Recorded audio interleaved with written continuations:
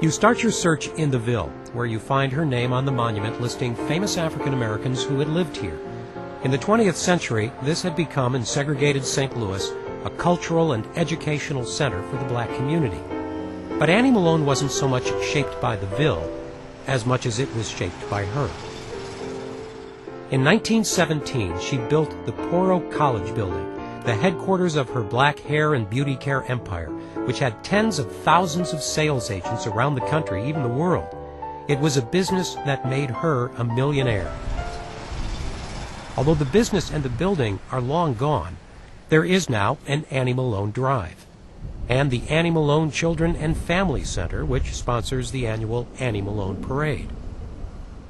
But this place really owes its existence, right, to Annie Malone's money, right? Absolutely. This building. This building. She gave the first $10,000 that made this building so. Yeah. But when Resource Development Director Linda Nance set out a few years ago to write an article about the real Annie Malone, she was surprised at just how little there was to go on. We have things that we found in different places, and there's no central place for information about Annie Malone, and that's a bit of a problem. We want to make sure that that does become so. One reason the archives got scattered is because Malone moved her home and her business operations to Chicago in 1930, but she remained involved with the children's home and came to St. Louis regularly for the rest of her life. I remember as a person. Mildred Boyd is one of those people who is working to keep the Annie Malone story from slipping away. Her grandmother was friends with Malone. This is a newspaper photograph of the two of them in Hot Springs, Arkansas. But Boyd was just a little girl. But she was kind of scary to me. Yeah. And she wore a lot of those big hats, and then they would just really frighten me a lot. You knew she was an important lady. Oh, yes. Yeah. But even she didn't realize until recently just how impressive Annie Malone's life was. Not until she ran across a copy of a 1927 booklet entitled Poro in Pictures. The book tells the official Annie Malone biography and company history. How Annie Malone was born in Metropolis, Illinois, was orphaned, went to high school in Peoria, where she began to mix up her first batches of hair straightener. She moved to the Metro East and started her business in this building in Lovejoy or Brooklyn, Illinois. In 1902, she moved across the river to St. Louis, to the Mill Creek neighborhood, first on Market Street, and then into a bigger building on Pine. She was developing not just hair and beauty products for black women, she was developing a sales system. Women were trained as agents, and not just in selling door to door, but also in demonstrating the use of the Poro products.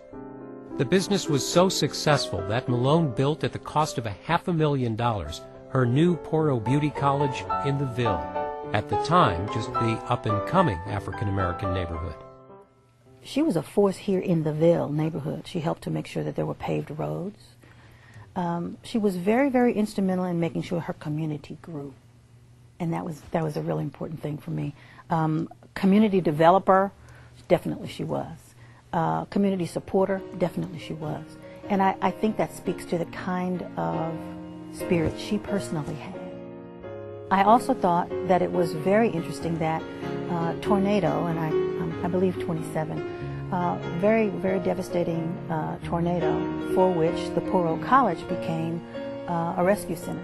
They provided food, they provided clothing, they provided medical assistance, and the city worked with Annie Malone to do exactly that, and she provided that help for thousands of people. In later years, after the Poro operations moved to Chicago, Homer G. Phillips, St. Louis's Negro Hospital, would be the dominant institution, employment center, and source of pride in the Ville.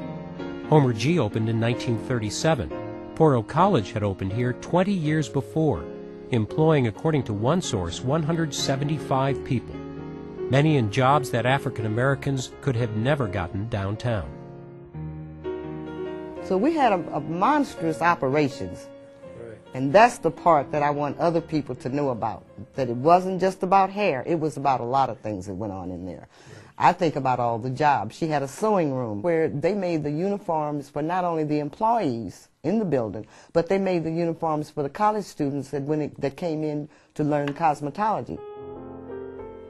Here in the Ville headquarters, Poro products were manufactured, orders were taken from agents, packed up, and shipped out. And inside the Poro building and open to the community was an ice cream parlor, a bakery, a roof garden that was the site of many a party and wedding reception. And there was a theater. They had plays, they did Shakespeare, and Marian Anderson appeared there, and it was really quite fabulous, really was.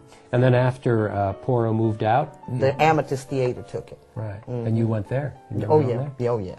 Yes, my first movie. Is that right? Annie Malone in her life had her troubles. A highly publicized and costly divorce in 1927, and lawsuits, tax, and financial issues. But throughout her life, she gave. To her church, to the Negro YMCA and YWCA. She backed prohibition as a member of the Women's Christian Temperance Union, donated to black colleges, funded scholarships for Negro students. And of course, her contribution made it possible for what was then called the St. Louis Colored Orphans Home to build here in the Ville in 1922. Even after moving to Chicago, Annie Malone visited regularly and continued to serve as board president until 1943. A few years later, the name was changed to the Annie Malone Home. I remember her being here, but I didn't meet her just as a child, just another lady that was here. Benjamin Allen and his brother lived here for 3 years when his family couldn't support them. He grew up to become a vice president at Edison Brothers and would himself head up the Annie Malone board. I think Annie Malone's existence is probably the glue that helped maintain this area. And the need will always be there because the world we live in, and there's always a place to pull families together and to a place for refuge. The Annie Malone Home still has a residential facility for children who need to stay here for a few weeks or months, sometimes even years. And there are plenty of other services like this daycare center. Annie Malone's name lives on, although the Poro business she built is long gone. Like the Ville neighborhood itself, Annie Malone's business had emerged and prospered in an era of segregation.